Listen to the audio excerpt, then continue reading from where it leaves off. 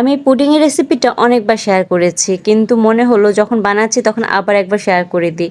অনেক আপুরাই আছে নতুন রান্নাবান্না বিষয়ে তেমন কিছুই জানে না, আবার অনেক আপুরাই আছে আমার থেকে ভালো পুডিং বানাতে পারে। তাই আমি নতুন আপুদের জন্য এই পুডিং এর রেসিপিটা আবার শেয়ার করলাম। অল্প কিছু উপকরণ দিয়ে মাত্র 10 মিনিট বানিয়ে ফেলতে পারবেন, একদম পারফেক্ট মজাদার এই পুডিংটা। প্রথমেই আমি 2টো ডিম ঢেলে নিচ্ছি। এখানে আপনি 3টা বা 4টা ডিম অ্যাড করতে পারেন 1 কেজি দুধের জন্য। তারপর এখানে আমি আমার পরিমাণ মতো কিছুটা পাউডার মিল্ক অ্যাড করেছিলাম, কিছুটা পরিমাণ মতো চিনি অ্যাড করে দিয়েছিলাম। চিনিটা এখানে আপনি আপনার স্বাদ মতো বাড়িয়ে কমিয়ে নেবেন। আমি এখানে 1 চিমটি পরিমাণে লবণ দিয়ে নিয়েছিলাম। তারপর এখানে আমি পাউরুটি অ্যাড করে দিব। পাউরুটি দিলে পুডিংটা শক্ত হয় এবং খেতেও অনেক মজা লাগে। সবকিছু অ্যাড করার পর আমি এখন এই উপকরণগুলো ব্লেন্ড করে নিয়ে আসবো। আর এই যে আমার ব্লেন্ড করা হয়ে গেছে। এখানে আমি আগে থেকে একটা বাটিতে চিনি ক্যারামেল করে রেখেছিলাম, যেটা অ্যাডজাস্ট হয়ে গেছে। আর আমি এখানে লিকুইড দিয়ে জাল করে রেখেছিলাম আর ব্লেন্ড করা উপকরণগুলো একসাথে মিশিয়ে সব ঢেলে দিয়েছি এই পাত্রের ভিতরে। এখন আমি একটি পাত্রে কিছুটা পরিমাণ পানি দিয়ে একটা স্ট্যান্ড বসিয়ে দিয়েছি এবং আমার মেশানো পুডিং এর পাত্রটা স্ট্যান্ডের উপর বসিয়ে দিয়ে আমি ঢাকনা দিয়ে ঢেকে দিয়েছিলাম। এখন 30 থেকে 40 মিনিট অপেক্ষা করার পরই একদম পারফেক্ট পুডিং হয়ে যাবে। আর আজকের পুডিংটা যদি আপনাদের ভালো লেগে থাকে অবশ্যই লাইক কমেন্ট করে দিবেন। আজকের এই পর্যন্ত, সবাই ভালো থাকবেন। আসসালামু আলাইকুম।